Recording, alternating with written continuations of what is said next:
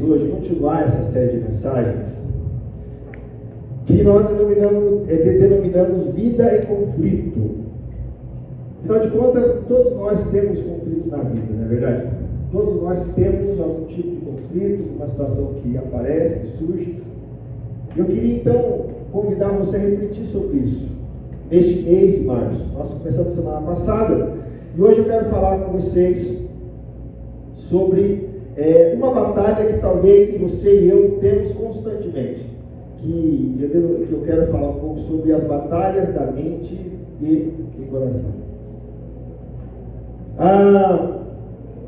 Nós precisamos entender que todos nós, em algum momento da vida, nós temos dúvidas, temos preocupações, temos frustrações, passamos por desafios, por medos. E toda essa situação que acontece no nosso dia a dia, muitas vezes nos traz algum tipo de embaraço, algum tipo de batalha em nossa mente, no nosso coração. Será que eu devo fazer isso? Será que eu devo fazer? Será que é por esse caminho? Será que não é? Estou frustrado, não quero mais saber disso. Todos nós, em algum momento, nós passamos por isso. Eu queria falar com você, a partir desse tema, olhando para um grande homem da Bíblia, que ele tem uma história muito singular. É um homem que viveu um grande milagre com Deus. É um homem que teve uma experiência extraordinária com Deus, mas mesmo assim ele caiu basicamente numa depressão. Estando perto de Deus, confiando em Deus, ele caiu numa depressão. Uma batalha da mente que ele teve e do coração. Que é Elias. Elias vai nos ensinar algumas lições nessa noite. Eu quero que você pense comigo algumas coisas. Primeiro, entenda que a vida cristã, ser discípulo de Jesus, não nos isenta de batalhas, de problemas internos no coração. Mesmo Elias, aquele que teve esse momento especial com Deus, nós vamos ver, teve uma grande fé, ele passou por uma crise emocional. Elias, um dos maiores profetas da Bíblia, viveu isso. Eu não sei quantas pessoas você conhece que já passaram por depressão. Ou você já passou, ou você está passando. Ou talvez não chegou a uma depressão, mas chegou uma tristeza. Talvez no burnout, esgotamento emocional.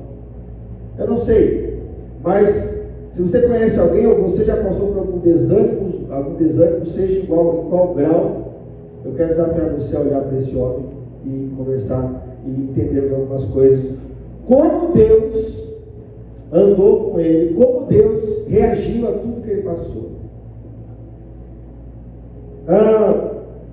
Elias, teve alguns momentos importantes. Eu quero ler com você, baseado lá no primeiro livro de Reis, no capítulo 19. Se você tiver sua Bíblia aí, no seu celular, onde você estiver, abre ela, por favor. Primeiro livro dos Reis, no capítulo 19, no versículo de número 1 em diante, até 18, quero ler com você. Talvez eu texto que você já conhece, já tem ouvido, mas eu quero ler novamente com você e desafiar você a refletir sobre ele comigo nesta noite. Amém, gente? Amém.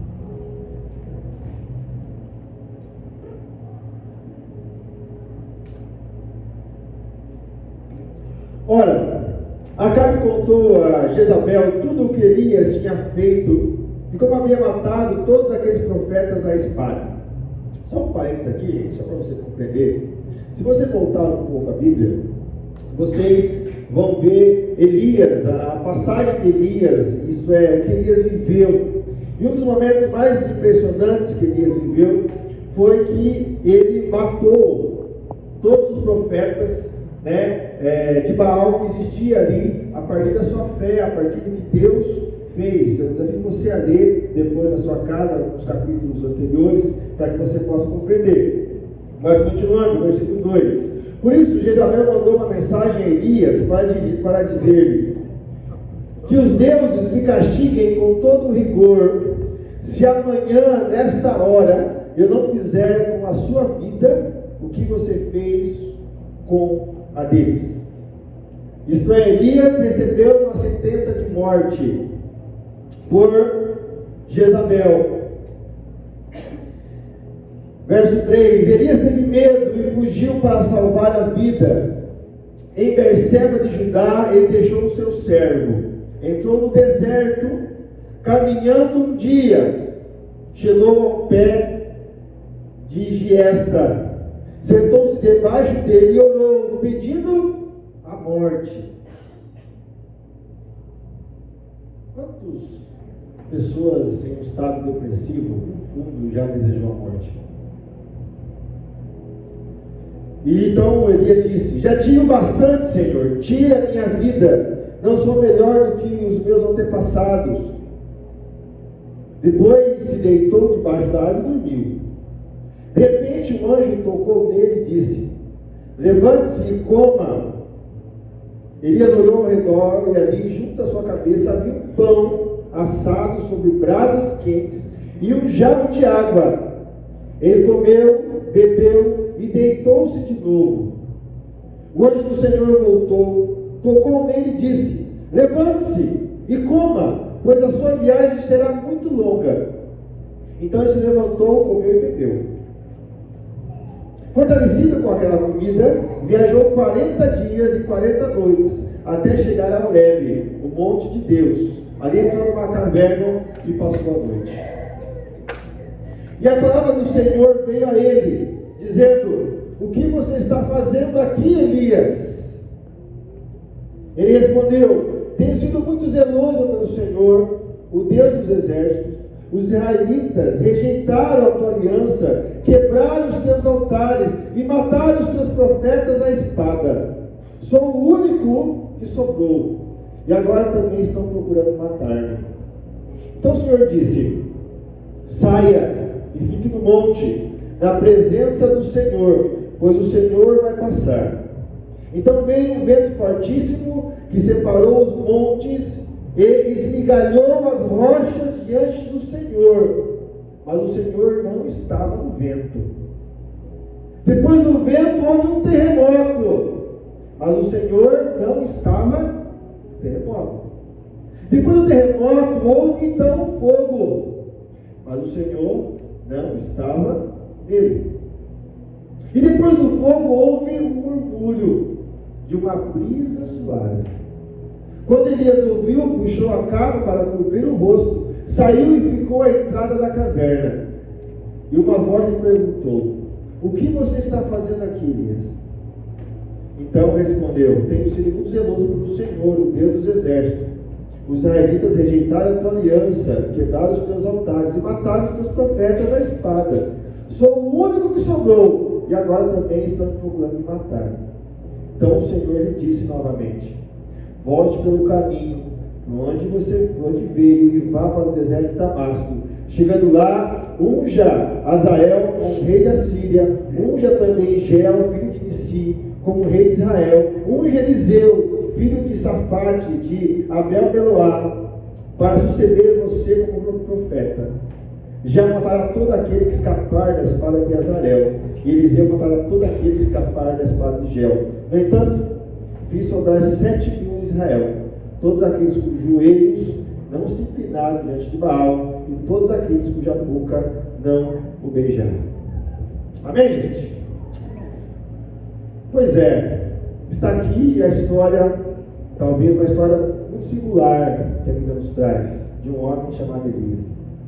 Uma história que vai nos trazer alguns pontos importantes. Primeiro, nós vamos perceber o desespero de Elias. No versículo do 1 ao 4, quando Elias ele está fugindo de Jezabel. Jezabel, ela queria matar Elias, porque Elias tinha matado os profetas de Baal. E Elias, tomado pelo medo, ele foge para onde? Para o deserto.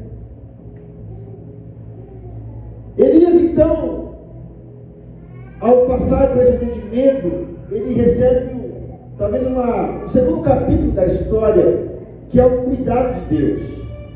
O verso 5 a 8, se você prestou atenção, Elias deita debaixo de uma árvore, esgotado, cansado talvez. Mas perceba que Deus, Ele cuida de Elias. Ele envia o quê? Comida para Elias. Elias come, recupera suas forças e caminha 40 dias e 40 noites. Até onde? O Monte Horebe. O que é o Monte Horebe? Pense, não me responda. Depois eu vou responder você. Onde é o Monte Horebe? Depois desse segundo capítulo, nós vamos ver o terceiro capítulo da história, que é o encontro então de Elias com Deus. O próprio Deus fala com Elias. Deus pergunta: o que fazes aqui, Elias? E Elias então desabafa a sua frustração. Ele desabafa falando que ele é o que sobrou, que o povo de Israel abandonou, sentindo sozinho e derrotado. E Deus se revela a Elias, não no vento, não no terremoto, não no fogo, mas aonde? Numa brisa suave. E aí nós vamos para o quarto capítulo dessa história, que é a restauração de Elias e o novo propósito. Deus, ele renova a missão de Elias. Deus mostra que Elias ainda tinha um papel a ser cumprido. E Deus revela que Elias não está sozinho. Que há 7.000 fiéis em Israel. 4 capítulos da história de Elias. E nesses 4 capítulos nós vamos perceber Elias passando desta fase de desânimo, de frustração, de tristeza, de medo, essa batalha da mente e do coração que o levou a se isolar, a desejar a própria morte. De tudo isso para uma restauração e a continuidade de um propósito e a continuidade de uma jornada. E aqui está, gente, a coisa mais extraordinária que Deus pode fazer em nossa vida. Deus, ele ressignifica a história de Elias, dando a ele uma nova jornada, dando a ele um novo trajeto. Mas o que vai me chamar a atenção aqui, gente, de tudo isso, né, quando Elias era ameaçado por Jezabel, né, e era comum nesse contexto da época, as rainhas, Jezabel era uma rainha, elas tinham essa autoridade de perseguir e matar seus opositores, era algo comum. E como Jezabel era devota de quem? De Baal, e seus profetas foram mortos por Elias, o que ela queria fazer era exterminar Elias. Mas diante de toda essa situação que Elias viveu, fugiu, primeiro, né, matou Baal, os profetas de Baal, fugiu, ficou embaixo da árvore, recebeu a comida de Deus, foi para a caverna, recebeu a orientação de Deus, e tudo isso que Elias fez, o que me chama a atenção aqui é como Deus, olha para mim, como Deus lidou com os conflitos de Elias. Como Deus lidou com os conflitos internos de Elias. E como Deus lida com o seu conflito interno, com o meu conflito interno, com as minhas mazelas internas, com as minhas frustrações internas. Como Deus lida com os meus desânimos, com os meus medos. É isso que me chama a atenção. E dessa forma, 3 verdades profundas nós vamos perceber nessa ação de Deus com o conflito interno de Elias, o conflito interno seu e meu. Talvez você não está passando o que Elias passou, mas talvez você está na beira disso. Talvez o rumo da sua vida, tudo que aconteceu, está acontecendo hoje, está te levando para o caminho que Elias percorreu. Mas quer dizer para você que há tempo de mudar de direção, se você decidir escolher Deus para guiar essa jornada. 3 verdades que eu quero que você guarde no seu coração nessa noite. 3 princípios para a sua vida, para a minha vida, para a nossa história. Eu quero que você guarde no teu coração e leve para a sua vida. Primeiro, que Deus não ignora nossas emoções. Perceba, Elias, vamos fazer essa análise. Olha só. Elias mata vários profetas de Baal na espada, a partir da ação de Deus. Todo mundo viu, e Elias presenciou e foi ferramenta na mão de Deus, certo? Então Elias viu, ele estava ali, ele teve essa experiência com Deus. Logo em seguida, Elias ele foge ao saber que Isabel ia matar ele. E lá embaixo da árvore, Deus manda um anjo para alimentar ele, porque essa ele estava com fome, cansado, exausto. Então ele está vendo Deus cuidando dele. Como não bastasse, ele vai para uma caverna. E lá na caverna Deus fala com ele de novo. Deus se manifesta ele de novo. E ele ouve Deus, ele fala com Deus. O que isso nos ensina, gente? Que ele conhece Deus, ele tinha intimidade com Deus, ele vivia na presença de Deus, ele sentia Deus, ele ouvia Deus, ele recebia a bênção de Deus. Mas mesmo assim, ele quis a morte. Você pode falar de coisa esquisita? Que coisa estranha. Ah, mas o crente não pode ter depressão, gente. Onde já se viu? Estar perto de Deus não leva você a querer a morte. Vamos pensar em Elias então. Que alguém mais perto do que Deus, do que Elias estava? Deus me mata, Deus. Não mereço viver mais. E perceba que Deus, vendo tudo isso, em nenhum momento Deus condena Elias. Deus faz perguntas. O que você faz aqui? Por que você está aqui? Parece contraditório, né? Deus não sabe todas as coisas. Mas Deus, na sua forma de relação com o ser humano, ele entende, ele pergunta: o que você faz aqui? Deus não condena Elias pelo seu desânimo. Deus não condena Elias pela sua frustração. Deus não te condena porque você está desanimado hoje. Deus não te condena porque você também está triste, frustrado por alguma coisa, com medo, abatido. Deus não te condena por isso. Mas como Elias, Deus alimenta Elias. Deus cuida. Deus fortalece Elias. E assim como eu e você, Deus também nos fortalece, gente. Você sabe que a primeira coisa que nós fazemos, talvez, quando nós estamos nessa situação ou próxima que Elias estava, é nós nos afastarmos de Deus, ou nós tentarmos achar culpados pelas nossas frustrações ou pelas nossas limitações. Mas a verdade é que precisamos entender que Deus nunca está alheio a nossos conflitos. Que olha que interessante. Quando Elias fugiu, ele foi para o monte. Qual é o nome do monte?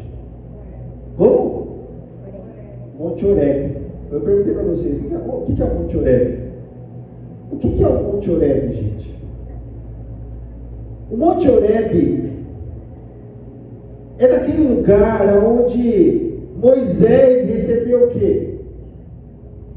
Os 10 mandamentos. O Monte Horebe, para o povo de Israel, era um lugar da presença de Deus. Era um lugar de profundo reencontro com Deus. E Elias vai para onde, gente? Para o Monte Horebe.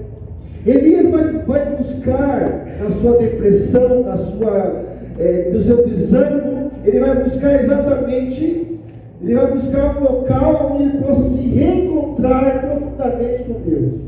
Olha só que coisa doida. Porque às vezes quando nós estamos tristes, abatidos, nós queremos se isolar. Não queremos ninguém, nenhum ambiente. Se isolamos. Tentamos procurar culpados. Mas Elias vai para um reencontro profundo com Deus, lá no Monte Horebe. E Elias nos ensina, e Deus nos ensina a partir da sua relação, que Ele não ignora nossas emoções. Amém ou não? Amém ou não? Amém. E o que você sente hoje? Como é que está seu estado de espírito? Deus não está ali ainda, Deus sabe o que você está passando. Deus sabe o que você está passando. O segundo princípio para você guardar no teu coração: Deus fala de maneira pessoal e amorosa. Deus, Ele, nessa relação, nessa manifestação com Elias, vem alguns movimentos da natureza, como um vento fortíssimo. A Bíblia diz que Deus não estava lá. Veio um terremoto, a Bíblia diz que Deus não estava lá.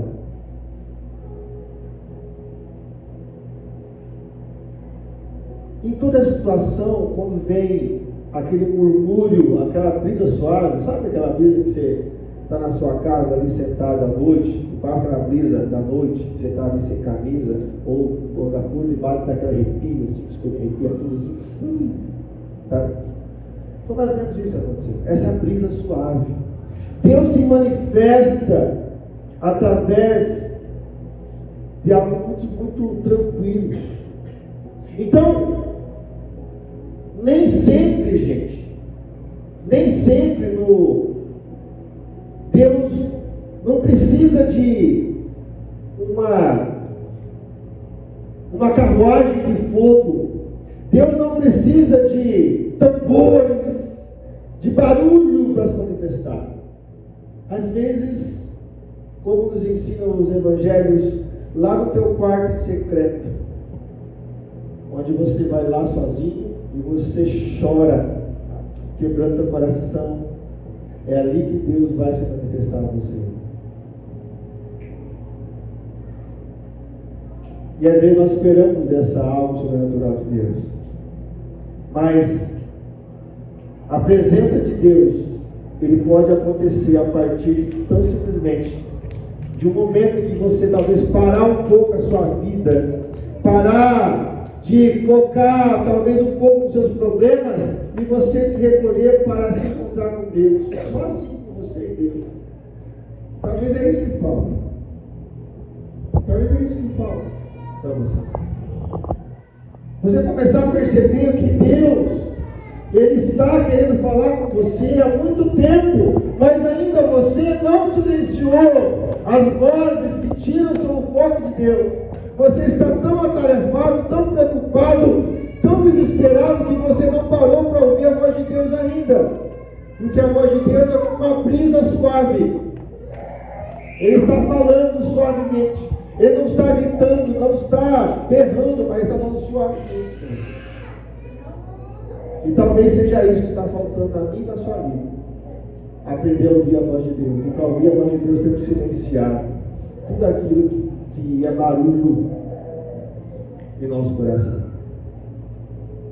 Amém, gente? Amém? E uma terceira princípio para você orar no teu coração. Deus não nos deixa sem direção. Elias, de tudo que ele passou, ele imaginou que tinha acabado. Ele imaginou que tinha acabado, não tinha mais nada a fazer. Ele já matou os profetas de Baal, já fez o que você tinha que fazer. Já pensou em morrer e acabar com a vida. Mas Deus faz o quê? Ele restaura e dá uma nova direção, um novo propósito para Elias. Qual foi esse propósito? O Senhor disse, verso 15: volte pelo caminho por onde veio. Perceba, Deus não se diz para ele, vai em frente aqui. Não, volte pelo lugar que você veio. E por que Deus fez isso? Porque o lugar que Elias veio, certamente ele derramou diversas lágrimas nesse lugar. Ali talvez ele vai ter diversas lembranças da frustração que ele viveu, dos momentos em que ele viveu triste, abatido, andando por aquele caminho. E ao voltar, Deus está ressignificando a história dele. Porque quando ele passa por esse caminho, ele vai lembrar do que ele pensou, do que ele estava vivendo. Mas a partir daquele momento, aquelas frustrações, aquelas lutas não mais aprisionavam o seu coração. Por quê? Porque Deus colocou um novo propósito no caminho dele. E é assim que Deus faz. É assim que Deus faz com você e comigo. Deus muitas vezes nos faz voltar pelo mesmo caminho que passamos chorando, abatidos, tristes, amargurados, rancorosos, para provar para nós que você não precisa mais ficar preso nessas questões. Porque você agora tem um novo propósito, tem uma nova caminhada. E Deus estabelece isso para você e para mim. Amém ou não? Amém ou não? Eu queria encerrar essa ministração para você, pensando com você, que nunca esqueça disso, gente. Olhe para Elias, olha a fortaleza que esse homem era, e mesmo assim ele fraquejou. Até os mais fortes podem fraquejar, todos podem fraquejar, mas isso não é sinal de fracasso. Lembre-se disso. Talvez isso é um sinal de você resetar o seu caminhar, de você repensar a sua jornada. Lembre-se também que Deus nos fortalece antes de nos enviar para uma batalha. Nesse período da morte dos profetas de Baal até o novo propósito, Deus, ele preparou Elias para vivenciar esse novo propósito. Pense nisso. E talvez você está exatamente nessa fase da vida. Deus está te fortalecendo para te enviar para uma nova jornada, um novo propósito. E Deus tem propósito para nós, sim. Mesmo quando nós sentimos sem direção.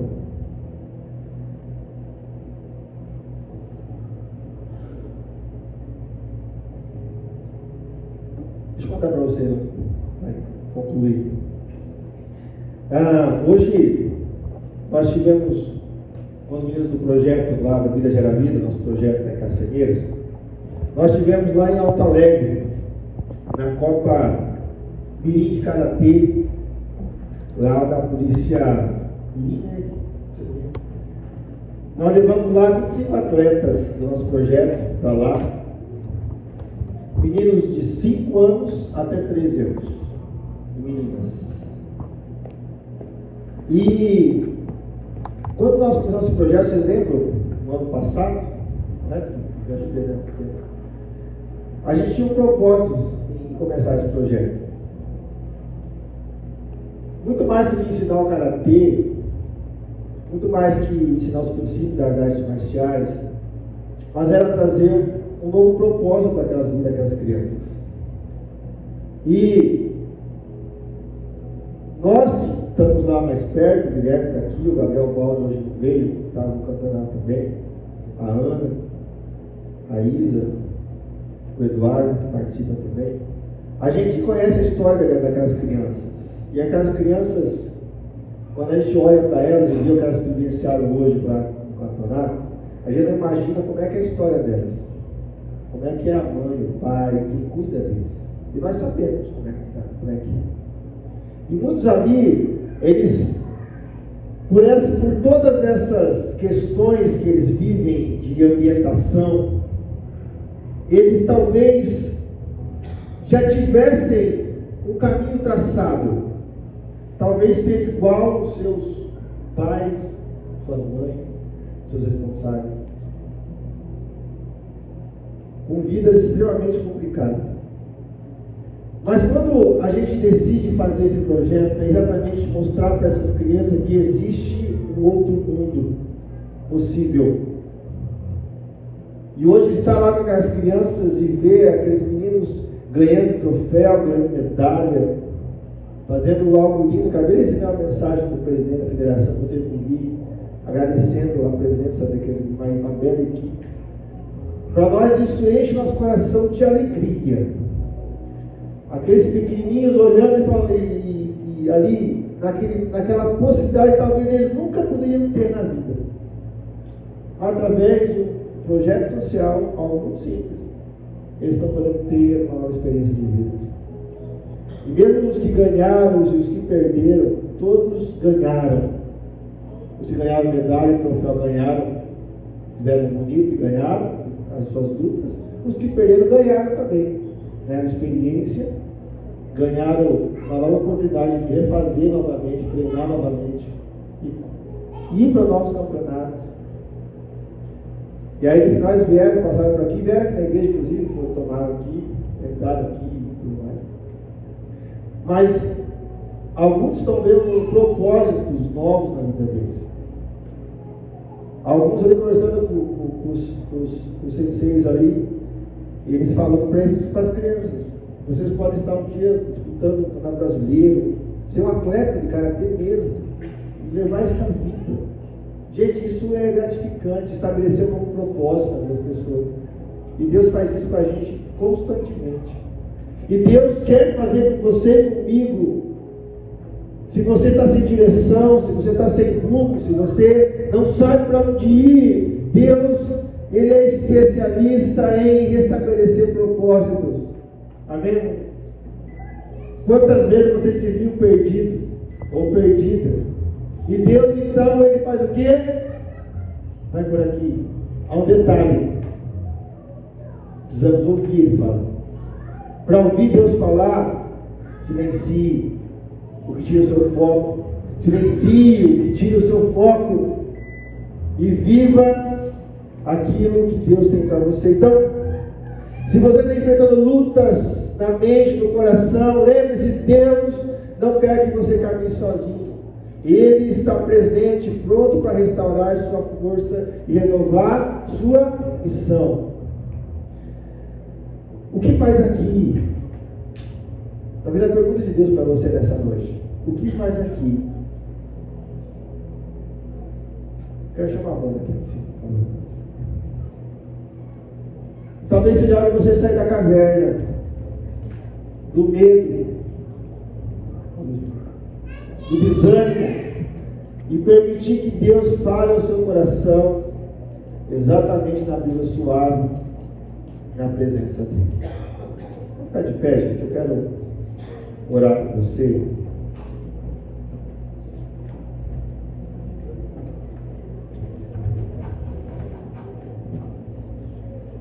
Você sabe que, olha aqui para mim, você sabe que às vezes nós nos encontramos com uma vida tão cansada, já para eu pensar nisso, uma vida talvez tão desanimadora. Você olha para a sua história, e talvez você está aqui hoje, agora, você talvez está até curtindo esse momento, os louvores, as ministrações, a mensagem, mas você está lá pensando, daqui a pouco você vai chegar na sua casa, amanhã você vai lá para o seu trabalho, e talvez isso te traga um medo, um desânimo, porque talvez você vai voltar para a sua rotina, e uma rotina que talvez está te fazendo mal, está doendo em você, te faz chorar, te faz ficar triste. E aí Deus, então, Ele nos convida nessa noite, você e eu, para você ressignificar onde você está. Como? Olhando para Deus, escolhendo Deus e vivendo um novo propósito. Um novo propósito. Esse é o desafio para você e para mim. Um novo propósito. E talvez você está aqui hoje e isso seja a sua busca. Sentido para a sua vida. Sentido para a sua história. Sentido para a sua família. Sentido para os seus negócios. Sentido para a sua vida. E a pergunta é: o que você tem feito com tudo isso?